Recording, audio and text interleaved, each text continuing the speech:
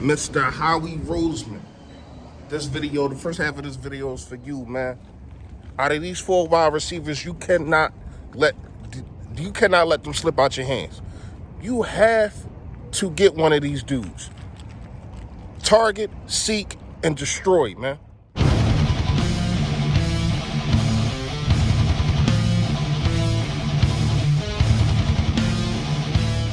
You know what it is, you know who it is, man. It's your boy Philly Fresh, aka the General here, reporting for duty, man. Before I get into the duty today, I want to shout out everybody that subscribe to this page. If you're not subscribed, hit that subscribe button. If you are subscribed, hit that bell next to the subscribe button. When I put a video up, hit that like, push me out there. Got a lot of things I want to do with this page. Need your help. Appreciate it a lot. Now, first of all, I want to shout out Philly Mike Talk podcast, Philly Talk podcast.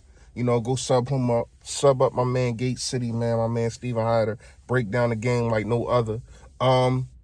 We had a nice little live Saturday afternoon into the night. We talked about a couple things, man, and I wanted to not recap on some of that, but what I wanted to really talk about was this wide receiver position.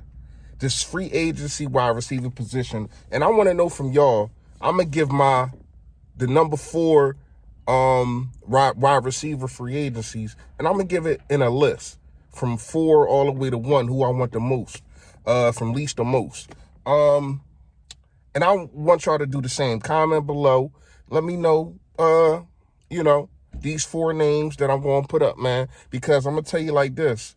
If you don't hit on one of these, speaking to Howie Roseman right now, if you don't hit on one of these 4 names, I feel as though free agency for 2020 is a bust.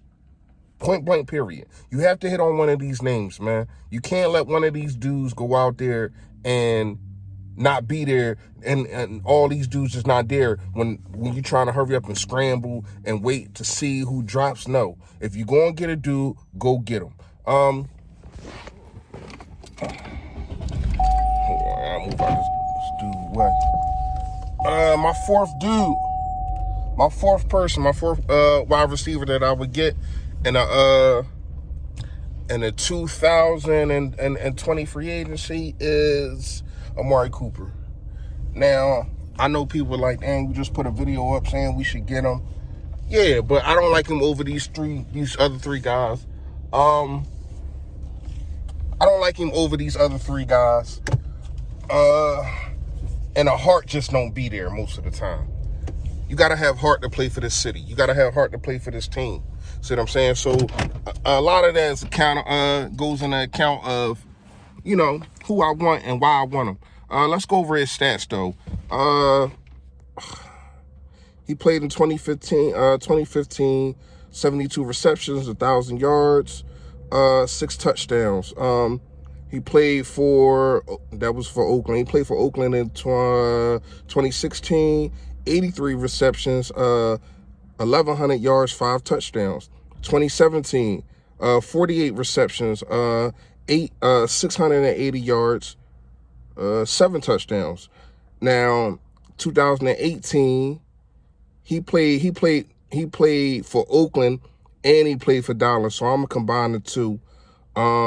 So what we got? 75 receptions, not bad. About 1,000 yards.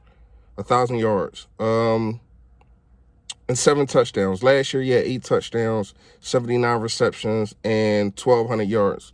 A lot of them yards really didn't matter because it was in garbage time. Dude just doesn't seem like a winner. If you want to get him, he's definitely an upgrade to what we got now. So, all right, cool. I'm not going to be mad that you got him, but that's my least favorite. I don't like him over. My next guy at number 3 would be, I got to go with Demarcus Robinson, man. Just because I don't know too much I haven't seen too much from the kid. 2017, played for KC. He played for KC 2016 too, but he didn't get either he didn't get on the field at all or he didn't have any receptions, but he did play in 2017, but it's just a blank next to everything. So I don't think he played, or he played and didn't get no touches. So we're going to go to 2017. 2017, he had no touchdowns, 21 receptions, 212 yards. So I guess they probably started putting him on the field or whatever the case may be, started filling him out. 2018, he had 22 receptions, 288 yards, 4 touchdowns. Really the same in this year, 2019. He had 10 more receptions. He had 32 receptions. He had more yards also. He almost had 500 yards, 494, and he had 4 touchdowns.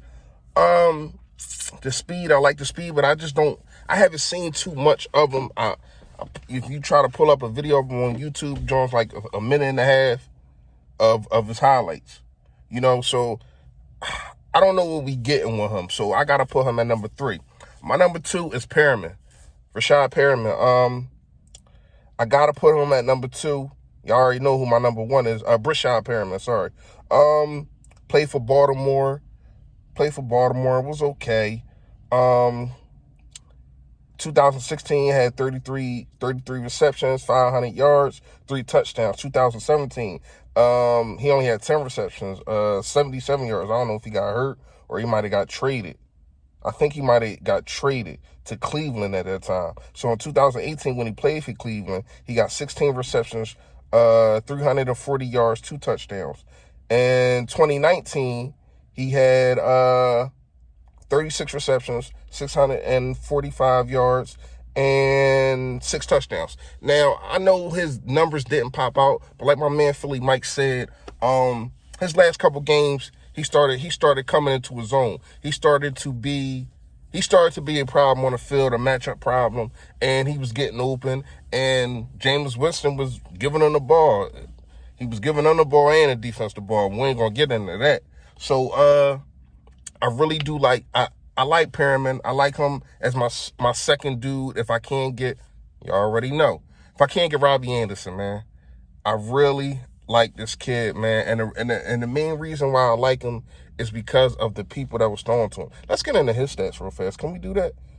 All right, what we got here? Robbie Anderson, 2016, right? Now, I'm gonna tell you his stats, then I'm gonna tell you the quarterbacks that was thrown to him.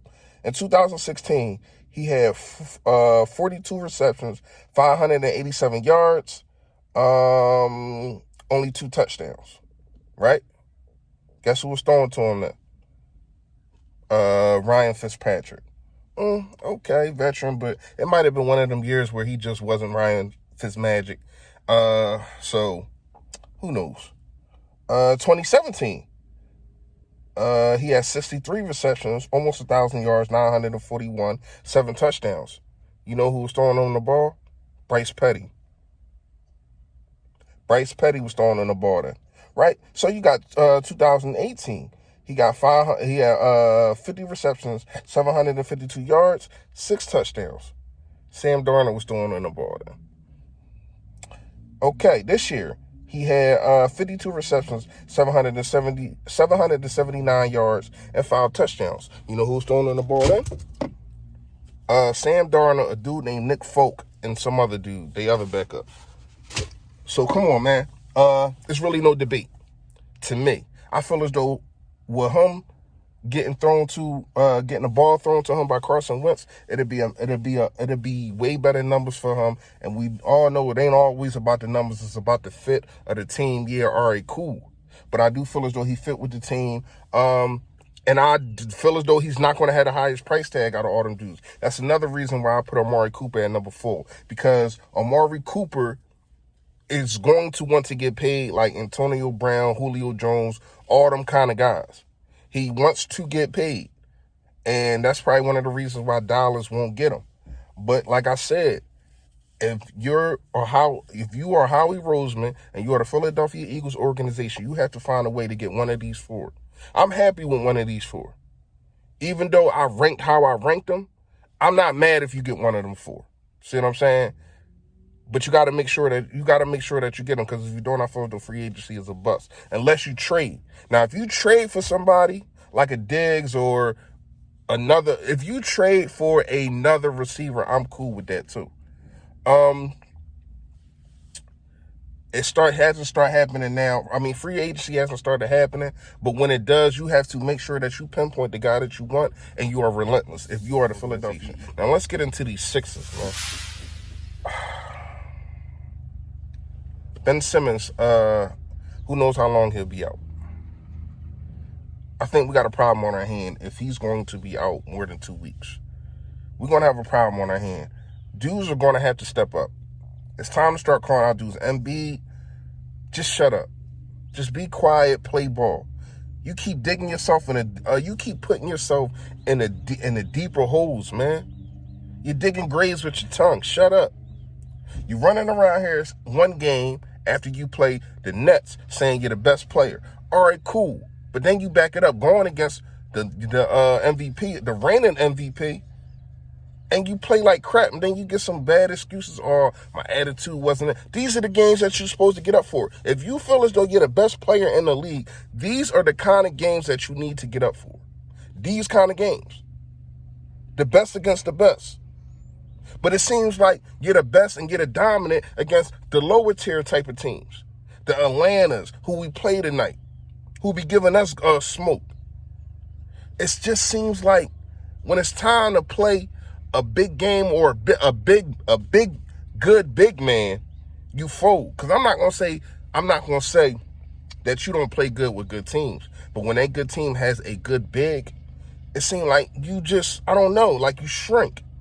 Dudes need to be called out. Tobias Harris, oh my gosh, you $100 million, $190 million man. When can I see that on a consistent basis? I think you only got like one 30-point game. What? $190 million, you got one 30-point game? That can't happen. Josh Richardson has to step up. I know he's coming off an injury, but he has to step up. Watching that Milwaukee game, man, he didn't flash at all.